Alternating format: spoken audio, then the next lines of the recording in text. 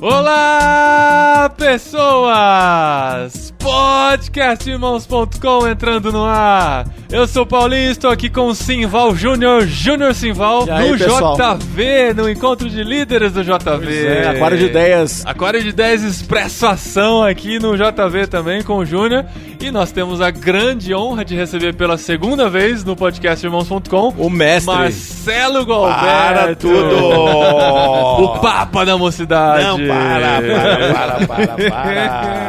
Diga lá, Paulinho, prazer, hein? Tá aqui, hein? Que legal, hein? A gente gravou uma vez em 2010, lá no MPC. Paulinho, Simval, eita, mas o Simval tava lá não. Não, o Simval tava não. O Simval tá chegando recentemente aqui com a gente. Você falou que já são 210 programas? 200 e poucos, eu não sei quando esse vai entrar no ar, mas já vai estar perto dos 220. Em quantos anos? 7 anos. Bacana demais. O site tem 15 anos. Aí o podcast nasceu em 2006, né? O site nasceu em 98. Aquário de Ideias, Aquário de Ideias, estamos aqui. É o nosso e tem até novo público, modelo. ó. Tem até público, tá vendo? Tem público, só o pessoal saber, a gente tá aqui pertinho do salão principal, tá acontecendo atividade lá dentro, então tem barulho de fundo, tem gente passando por perto, o isolamento não é acústico, mas temos que aproveitar a oportunidade aqui, o Marcelo que já pregou, agora são exatamente 00:30. 00:30, cara. E a gente tá explorando ele mais um pouquinho, que ele vai embora de manhã. Maior alegria. Marcelo, a gente já conversou sobre o MPC aqui, já falamos lá em 2010, né? Você contou um pouquinho. Que não é meninas para casar, não né? É meninas para casar. Nem muambas para comprar. Exatamente. Mas explica pra gente de novo o que é MPC e principalmente o treinamento que acontece em janeiro, que é muito importante para quem trabalha com jovens. Bom, a MPC é uma organização que trabalha com jovens hoje em 128 países do mundo. Nasceu na década de 40 nos Estados Unidos e sempre é bom falar, né, que o primeiro obreiro de tempo integral foi nada mais, nada menos que o Dr. Billy Graham, meu amigo. Você quer mais? Ele era jovem. Ele era jovem. Primeira Ele já mensagem. Foi jovem. A primeira mensagem dele com 26 anos foi lá em Chicago. Naquela noite, 100 jovens tomaram a decisão de seguir a Cristo. Olha Primeira só. reunião da MPC. Começou bem, né? Começou bem. E aqui no Brasil chegou em 52 pelo missionário Donald Phillips, depois Paulo Overholt, na década de 50, e aí já estamos aí 61 anos com 41 cidades mais ou menos, fazendo vários ministérios, realizando vários ministérios, principalmente nas escolas. Mas você pediu para falar sobre treinamento. Você que é um líder de jovem aí, você que trabalha com adolescente, olha, mega power, super, o treinamento. Sempre em janeiro, lá no acampamento da MPC, Belo Horizonte, lá no acampamento do MPC. As informações no site da MPC. www.mpc.org.br. E você tá na MPC há 40 anos. 41 anos, cara. Comecei 41. Com 16, tô com 57. Não parece, né? Parece que tem 63, né? Mas tudo bem. Ô Marcelo, você sabia que eu fui voluntário da MPC? Por isso que você é gente boa, assim. Lá. Fui voluntário da MPC, tive estudantes em ação na escola. Aonde, velho? Em São Paulo? Em São Paulo. Cara, na época de quem? Do Christian? Não, na época quem era o líder era o Wagner, depois foi a Amanda. Amanda, poxa. É, foi nessa época aí. Cara, por isso que é gente boa, história, gente boa. Tem pedigree. É, e fiz treinamento lá também. Fez treinamento na década de 90, hein, Silvão? 15 dias. Pois é, mas agora você tem que ir lá voltar a fazer o módulo 2. Você nunca se formou, a né? luta continua, módulo 2. Que é a selva, né? A selva. O módulo 2 é a selva. Nenhuma vez vocês fizeram uma estimativa, assim, quantas pessoas passaram por lá já? Rapaz, só no treinamento? É, no treinamento. Isso aí é o seguinte, multiplica, tem 40 anos o treinamento. 40 anos? É, você multiplica aí por mais ou menos uns 300 por ano. 300. Porque teve ano que a gente fez 2, 3, entendeu? Então 300, multiplica, nem sei, 300 por 40 dá o quê? Por 10 dá 3 mil, 12 mil. 12 mil mais ou menos. 12 mil jovens. É, gente, hein? E você é um deles, hein? Eu sou um deles. Minha esposa também. Desculpa que eu só fui lá como professor. Que droga. Desculpa, né? Tem cara que é metido, né? Tem cara que é enjoado, né? Enjoado. Mas, Marcelo, uma coisa que tem tocado muito no meu coração, porque eu fui jovem, né? Acho que todos nós já fomos um dia. E eu fui um cara que lutou muito por mudanças dentro da igreja. Certo. De aproximação com os jovens e tudo mais. E enfrentei, bati muita cara, chorei muito, sofri muito. E hoje eu já não sou mais jovem, tô com 34 anos e olho pros jovens hoje com uma certa resistência, eu diria. É mesmo? Talvez eu não enxergue, eu não consiga me colocar no lugar deles na idade que que eu tinha, porque as mudanças que eles querem hoje parece que não cabem no que eu acho de ideal, do que eu enxergo de ideal para a igreja. Você, nesses 40 anos, deve ter visto isso muitas vezes. Muito. Porque, na verdade, é o seguinte, a gente esquece que já foi jovem, né? Sim. Agora, também a gente tem que dizer o seguinte, né, cara? A coisa mudou muito nos últimos 30 anos, né? Mudou demais. Então, nós precisamos entender e olhar, assim, com uma certa caridade também, né? Porque, na verdade, nós temos que conversar desde o nascimento do movimento gospel. A coisa mudou demais. Então, eu também tenho essa resistência. Não para o jovem em si, mas para o modelo de trabalho com juventude hoje no meio da igreja. Aí eu tenho um certo... Porque o evangelho ficou um evangelho muito água com açúcar, né? Um evangelho muito... com Jesus muito fácil de ser seguido e por isso fácil de ser deixado. E o problema é que quando a gente contesta, a gente é visto como retrógrado às vezes, exatamente. Né? Porque baixou muito, assim, digamos que foi feito quase com a liquidação do evangelho, né, cara? Não se apresenta mais os valores, Jesus não é apresentado mais como Senhor. Aliás, ninguém nem fala de Jesus, né, cara? Pois Jesus é só um detalhe, né? Então, complicado. A galera vai pra um evento, vai pra essa caminhada que, como você falou, né, fácil de seguir, fácil de deixar. Isso. E quando a gente vai falar de Jesus aí na rua, na escola, a gente encontra um monte de gente que já esteve na igreja e o cara fala como se, não, já fui. Exatamente. Eu já fui evangélico, mas aí quando você conversa um pouquinho, você não foi coisa nenhuma. Não foi. Não foi, porque, na verdade, nós temos toda uma geração sem Bíblia, né? E a fé vem pelo ouvir e ouvir da palavra de Deus. Então, esses últimos 30 anos, a Bíblia foi meio que retirada do centro, né? Nós estamos vivendo aí essa ditadura do louvor comercial, sim, né? Que também contribuiu para baixar mais ainda o nível. Porque... quando a coisa vira um mercado, né, cara? Você se massifica, né? Nivela pelo mercado, né? Pela necessidade do mercado. Exatamente. Então, assim, a própria teologia dessas músicas de hoje é de quinta categoria, né? Então, assim, a coisa ficou muito complexa e eu acho que nós, para retomarmos aí uma caminhada legal, nós temos que, primeira coisa, trazer a Bíblia para o centro de novo, né? Sim. Mas nos últimos 30 anos foi um processo de retirada da Bíblia, né? A pregação já não é mais o ponto central do culto, né? Os estudos bíblicos, escolas dominicais estão acabando, né? Nós vivemos a época do culto show, do culto, como diz um amigo meu, Mac Culto Feliz, né? Mac Culto Feliz. Mac Culto Feliz é muita música, pouca palavra. E tem um Super Big Mac Culto Feliz, que é só música sem palavra. Então, aí não dá, né, cara? É complicado. Mas aí, como separar? Porque a gente tá falando de conteúdo, que é fundamental, mas tem a questão da forma também, que às vezes é diferente do forma que a gente... Forma e conteúdo. O Jeremias, no Encontro Cepal, ele falou uma coisa, o Jeremias Pereira, Sustância, ele falou uma coisa muito legal, que dentro disso também, né? Que hoje, assim, a gente não consegue enxergar que a juventude precisa de coisas diferentes que a nossa juventude precisava, gostavam. E ele até brinca do tira o pé do chão. Pra gente não faz sentido tira o pé do chão, mas pro pessoal de hoje faz. Mas aí, cara, que tá, pra mim, o grande X da questão. Você tocou em duas palavras fundamentais aí, forma e conteúdo. Como é que a gente junta isso? Então, não adianta ter só forma, né? E ser casa construída na areia, não tem conteúdo. Do outro lado, a gente vê, por exemplo, as igrejas históricas batendo no peito e falando, nossos seminários são bons, nós temos a sã doutrina. Aqui beleza, ótimo. Conteúdo. Tá cheio de conteúdo, mas não tem forma. Aí o cara sai de lá do seminário com 23 anos, não sabe falar para jovem, porque ele não sabe como comunicar aquele conteúdo para essa geração que está em acelerada mudança, entendeu? Então, para mim, o grande X da questão é esse aí. A leitura não é contemporânea, né? A leitura Ele está preparado para ser pastor para a década de 80. Exatamente. Então, assim, é como se nós, na nossa formação de líderes, estivéssemos numa progressão aritmética e a juventude numa progressão geométrica, né? Não vai encontrar nunca, né? Não vai se achar. Aí essa questão da forma do conteúdo, muitas igrejas mais tradicionais, com medo de comprometer o conteúdo, não se adequam em nada na forma. E outros querendo ir aos extremos, só tem forma também, você frita tudo, não dá uma colher de gordura, não tem conteúdo nenhum. Essa balança é o mais difícil. É o mais difícil, cara. Eu vou te contar sinceramente. Tem 40 anos que eu tô tentando achar o meio disso aí. Então a gente vai errar muito e vai acertar muito. Só que, entre acertos e erros, pelo menos você vai ganhar o direito de ser ouvido pela moçada, porque eles vão ver, pô, esse camarada tá tentando, entendeu? Não então, fecha as portas de... Vale a pena correr o risco. Você vai errar algumas vezes, né? Mas no final, o ganho vai ser maior do que a perda. Porque você vai ganhar respeitabilidade, o pessoal vai olhar pra você e falar, poxa, esse cara tá querendo, entendeu?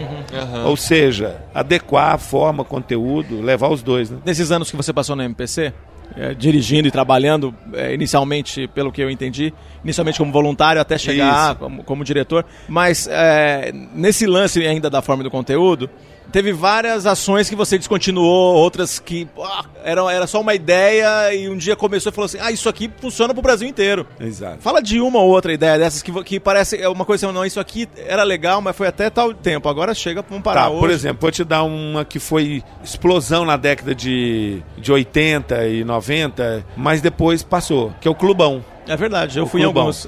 Então a gente escolheu um dia da semana perdido, que era folga de pastor, segunda-feira. E começamos o Clubão, que era uma reunião que tinha 2 elementos, boa palavra e boa música. Me lembro bem disso. Isso explodiu, cara. Deve de 80 e 90. Verdade. Coisa assim, nós tínhamos um Clubão em Belo Horizonte com 1.500 jovens e tal.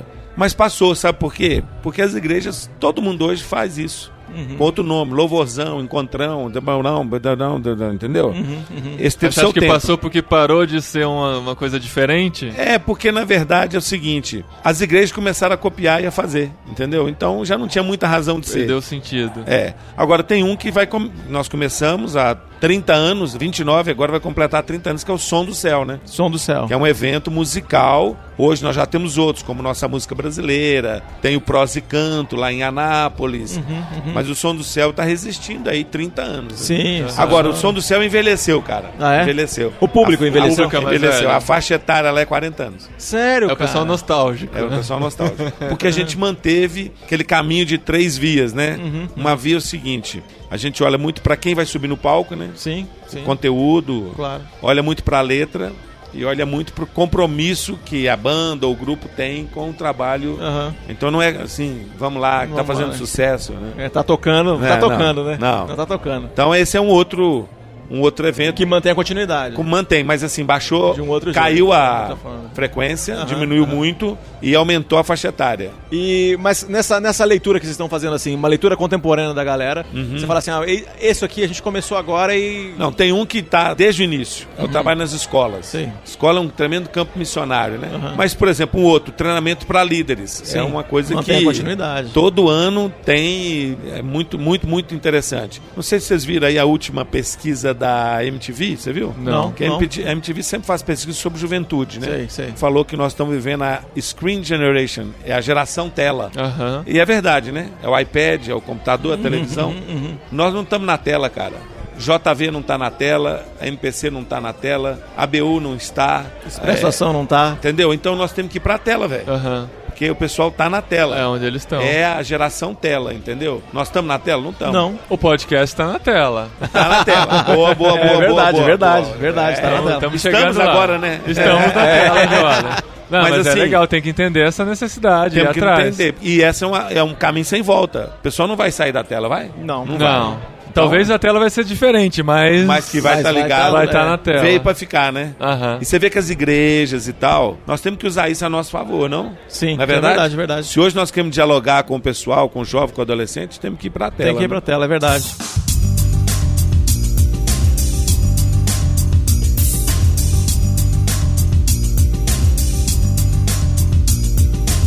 Ô, Marcelo, voltando a falar de forma e conteúdo, uma coisa que eu tenho visto nas igrejas, trabalhando com juventude, deve experimentar isso muito bem. Os cultos dominicais, os que são pra igreja toda, não são nada pra jovens mais. E uma vez eu questionei isso, mas os jovens não estão vindo nos cultos, não interessa mais estar integrado com a igreja, precisamos fazer alguma coisa pra eles estarem aqui. Não, mas os jovens têm o culto deles. Você acha que esse é o caminho mesmo, de segmentar a igreja de aqui é o culto pra família, mas os jovens não precisam estar aqui, mas os jovens se reúnem no sábado à noite? Eu acho que a única classe que deveria ser privilegiado são as crianças, mesmo assim crianças abaixo de 10 anos, que deveria ter um trabalho específico, né? Por razões óbvias. Fora isso, acho que é todo mundo junto.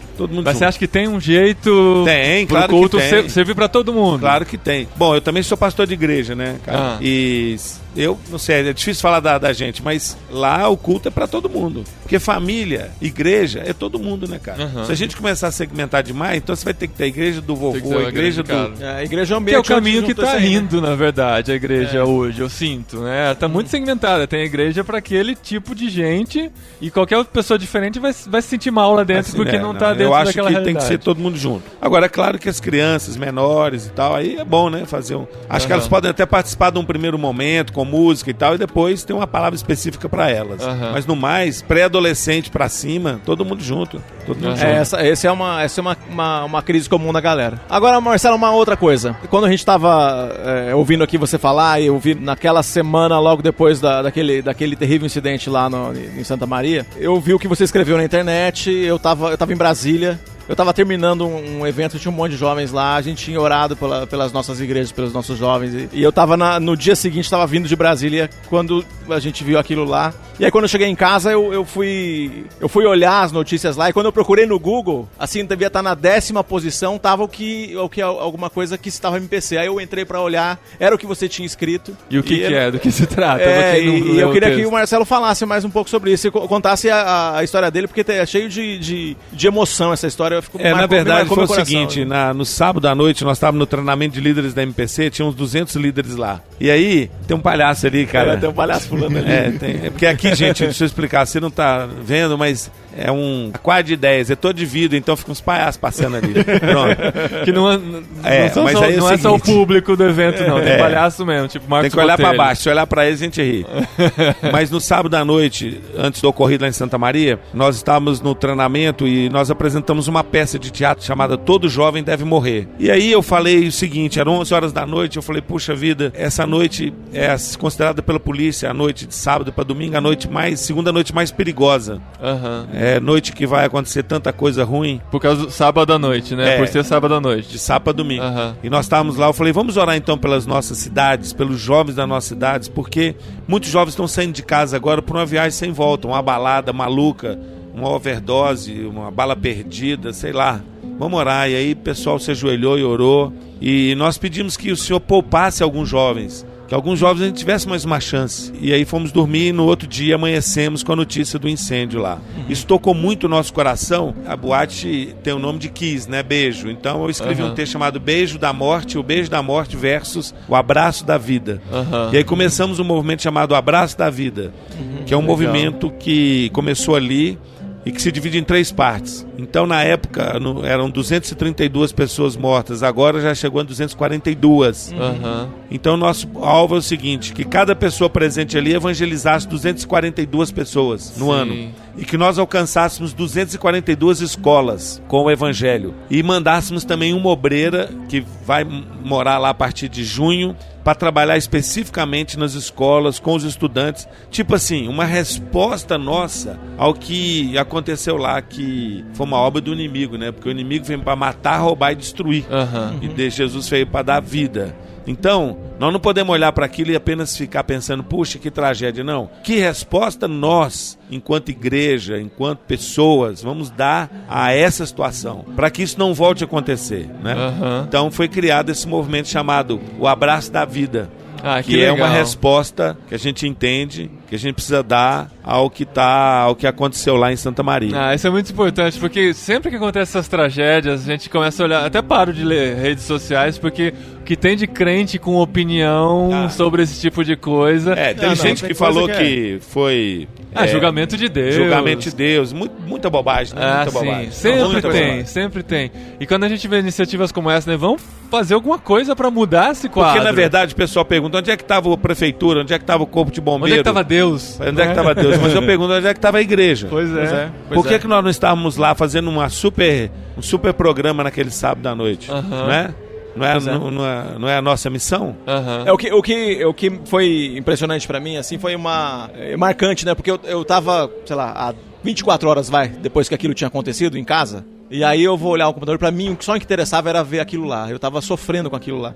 E aí ver que tinha uma resposta pra aquilo lá. Uma resposta que vinha pro meu coração. E eu tinha orado pelos pais. Na verdade, a minha denominação tem igreja naquela região. Tem jovens que estão estudando lá naqueles centros, naquelas escolas que tem lá. E aí eu fui procurar os nomes. Eu me lembro que a gente comprou o jornal pra ficar procurando o nome, ver se não tinha o nome de ninguém que a gente conhecia. E aí ler uma coisa assim, eu falei, é isso, cara. Uma resposta da gente, né? Que legal. O pastor Márcio, diretor de ministérios da Rádio Transmundial.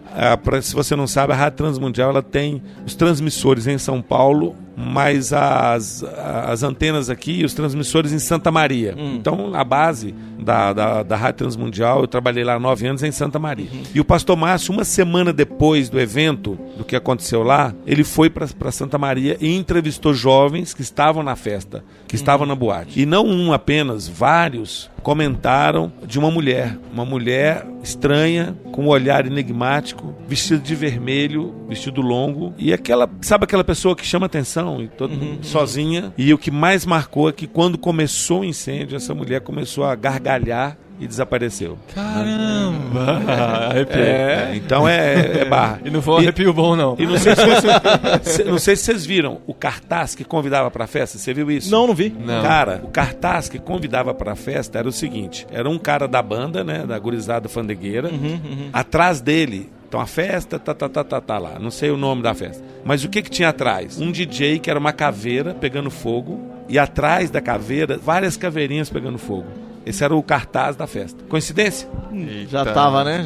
Tinha uma previsão aí, né? Então eu acho, cara, sinceramente, cara, você sabe, você me conhece. Espiritual, né? Eu não sou muito... A gente não pode ficar vendo diabo onde não tem e também não pode deixar de ver onde tem. Sim. Eu acho que naquela noite, cara, foi travada uma batalha, assim, enorme no mundo espiritual. Sem dúvida nenhuma. E, porque, cara, foi impressionante, cara. Foi muito impactante. A nossa peça, uma peça de teatro que nós apresentamos, é Todo Jovem Deve Morrer. Era 11 horas da noite. Quando terminou, 11 horas da noite, a hora que começava a festa. E eu falei assim, gente, muito jovem vai sair de casa agora e não vai voltar. Gente, muitas famílias vão ser acordadas com a má notícia. Vamos orar agora e vamos pedir a Jesus misericórdia para que alguns sejam salvos. Cara, tinha potencial para morrer 1.500. Tinha. Morreu 250. Então, assim, houve uma luta, uma guerra espiritual, não tenho dúvida. E minha oração, cara, eu falo isso com temor diante de Deus. Eu peço ao Senhor, peço mesmo, que desses 1.000 jovens que não morreram, sei lá quantos, 900, X... que centenas se convertam. Amém. Centenas venham conhecer Jesus. Nosso desejo. Eles não foram salvos ali à toa, entendeu? Então eu quero ver isso, cara. Eu quero ver isso acontecer. E hoje à noite de sábado, 5:45 da manhã. Ah, cara, de novo, né? De novo. Quantos jovens estão saindo? Quantos jovens já estão numa balada sem volta? E sempre eu me pergunto quantas famílias vão receber um telefonema. Quantos pais vão ser acordados dizendo seu filho está no CTI. Quantos pais vão ser acordados dizendo vem aqui, seu filho está preso. Ou aconteceu um acidente, uma overdose, um coma alcoólico, não sei. Entendeu? E a gente tem eu peço responsabilidade a Deus, misericórdia, nisso, né? misericórdia. É por isso que na verdade, esse problema que a gente vê, esse conflito, esse sofrimento que a gente vê a cada geração de jovens aumentando. Aumentando. Então, por isso que a gente tem que ler a juventude, aprender a ler a juventude e avançar no alcance, no cuidado. É isso mesmo, cara, é isso mesmo. Nós temos que aprender, cada geração tem que aprender. Eu acho que esse é o grande desafio para missões, organizações que trabalham com a juventude, né? A proposta é líderes enraizados, mas sensíveis ao vento. Em outras palavras, é ao compasso dos tempos, mas ancorados na rocha. O lema da Mocidade para Cristo. Que a mensagem não muda, mas a metodologia, a forma como nós vamos lidar, isso muda, né?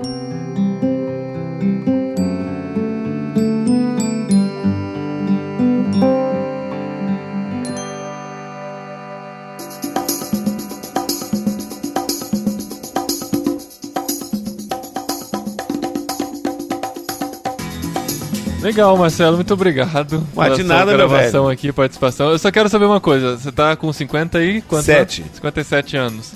O que você planeja para essa última abraçada da vida? Última abraçada? Olha, depois de 41 anos, não, eu vou te falar. O que você tem olhando para frente? Primeira coisa que eu peço a Deus é vida e saúde. Eu quero terminar bem. Eu quero terminar fiel ao meu chamado. Então eu olho para frente, eu vejo assim uma geração de jovens, de novos líderes que estão chegando, sabe?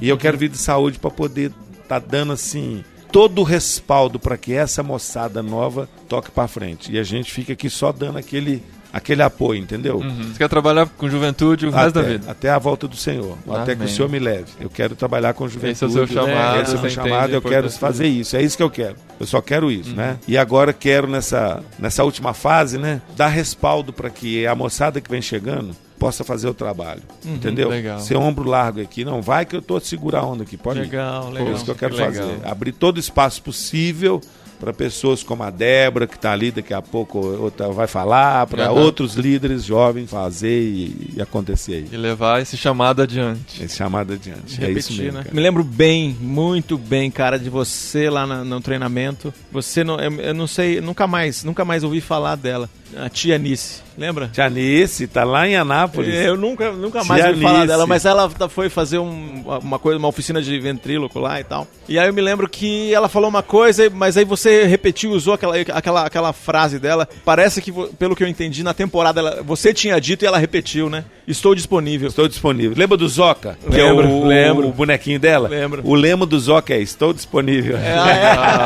Essas são as palavras de Isaías, né? Isso, mas quando falou isso aí, então não tinha chamado pro ministério. Eu fui pro seminário no ano 2000. Então 2 anos depois é que eu fui pro seminário, né? Então naquele momento lá que tava ouvindo aquilo bateu no meu coração. Sabe com quem eu tava no ônibus pra voltar? Com quem? Com o Fábio Carrinho, o Fabinho, que foi pastor no Morumbi, pastor aqui na igreja de Vinhedo, na igreja Batista. Boa demais. A gente tava voltando e aí o Fabinho tinha acabado de se formar em arquitetura. O Fabinho falou assim, cara, eu vou ter que voltar e vai ser uma revolução lá em casa, porque eu vou voltar a falar pros meus pais que eu não vou ser arquiteto, eu vou ser pastor. E eu falei pra ele, eu também vou. E sangue nos olhos. Foi naquela volta de lá, né? Olha Deus falando só, um montão de coisa pra gente. Que legal. E aí, um montão de coisa que a gente construiu aí. Bacana Deus demais. cuida da gente se encontrar de vez em quando, desses encontros assim, mas é o que Deus fez, né? A história da MPC na vida da gente. Cara, maravilhoso. Legal. Marcelo, uma coisa que a gente sempre lembra, eu sempre cito no podcast, quando a gente recebe um e-mail ou alguém agradecendo do trabalho, falando a diferença que tem feito na vida deles, eu sempre lembro da sua frase que Deus de vez em quando abre uma janelinha. Janelinhas de Deus. Pra gente Porque a gente não pode saber nem de mais pra não ficar orgulhoso e nem de menos pra não desanimar, né? Exatamente. Então na hora que a gente tá mais ou menos na assim, hora certa. Aí vem uma janelinha. Muito bom. Muito obrigado, Nada, Marcelo. gente, prazer. Deus abençoe vocês. Mesmo. Continue firme. Você também. Vamos pra frente. É isso aí. Precisamos de vocês. Pode desistir jamais. É isso? Como que é? Estou sempre aqui? Estou aqui? Estou disponível. Estou disponível. Estejamos todos. Amém. Amém. Valeu. Tchau.